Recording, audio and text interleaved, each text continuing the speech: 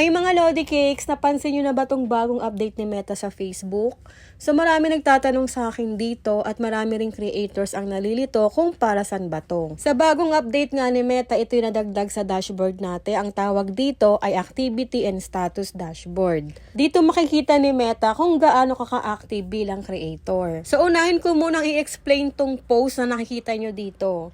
Ibig sabihin yan yung target ng bilang ng post mo sa isang linggo. So sa akin nakalagay dito 0/30. So ang ibig sabihin, dapat sa loob ng isang linggo ay makapag-post ako dito sa Facebook ng 30 posts para makompleto ko yung goal ko. At ikaw rin naman yung magsiset ng goal mo na yan. Kung hindi mo kaya yung 30, pwede mong ibahin. Dito ka sa update goal, pindutin mo lang yan. Pwede mong bawasan yung goal mo kung hindi mo kaya yung 30 posts in 1 week. Pindutin mo tong minus na to para mabawasan at ikaw yung mag-set ng goal na gusto mo. Kung ano yung kaya mong i-target. Yan. Kung hindi mo kaya yung 30 posts in 1 week, bawasan mo. Kung gusto mo, 20 posts ka lang in 1 week, tapos pinutin mo tong update goal. Ako, gusto ko ma-challenge. Gusto ko i-target yung 30/30. So, try natin yan. So, next, dito tayo sa stories. Same lang siya sa post, mga Lodi Cakes. Ikaw din bahala kung ilan yung gusto mong goal na i-target na dapat makapag-upload ka ng my day mo sa isang linggo kung ilan yan. So, update ka ng goal mo kung ilan ba yung gusto mo dyan.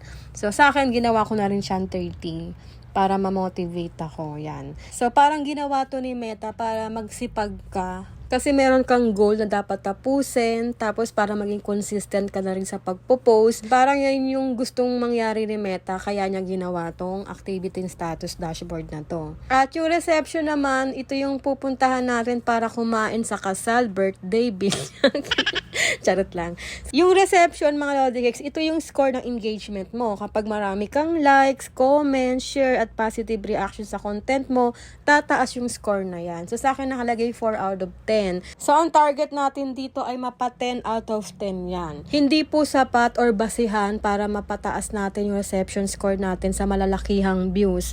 Kasi ang basihan dito sa reception score ay hindi lang tungkol yan sa views. Sinusukat nito kung gaano kaganda ang pagtanggap ng audience sa content natin. Kaya kahit meron ka lang 1,000 views or 500 views, basta marami namang likes yun, maraming comments at share, mas mapapataas pa rin ang reception score mo. At kapag mataas yung reception score mo, more chances of winning ka dyan. Kasi, mas rarami yung reach mo mas maraming suggested views, mas maraming followers. Maganda yung signal sa'yo ni Algo kasi yung mga content mo, i-recommend niya yun sa maraming Facebook users. In short, mas lalaki yung earnings mo dito sa Facebook. Yun.